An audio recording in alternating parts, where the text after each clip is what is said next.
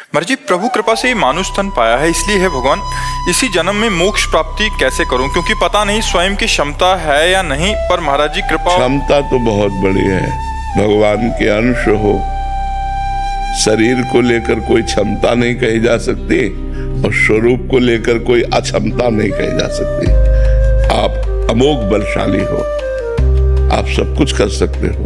उठो और अपने जीवन के लक्ष्य को पहचानो और संत समागम के द्वारा असत्य वृत्तियों का त्याग करके सत्य वृत्तियों में स्थित हो जाओ। तुम में वही सामर्थ्य है जो बड़े बड़े महापुरुषों में है, क्योंकि वही आत्मा तुम्हारे अंदर है।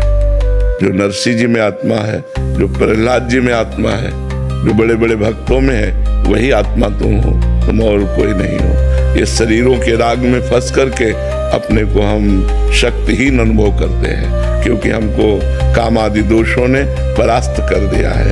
हम विकारों के अधीन हो गए। यदि हम संत समागम करके अपने स्वरूप को जाने तो फिर हमें वही है, तत्त्वमसि, तुम वही हो, तुम और कोई नहीं हो।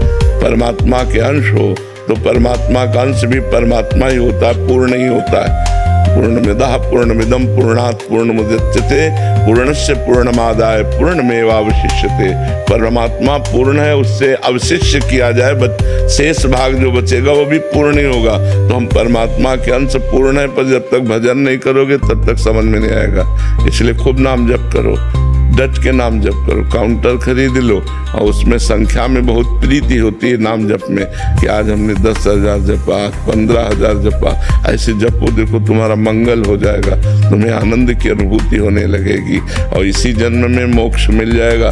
राधा बोला शरीर छूट गया तो भगवान की प्राप्ति हो गई।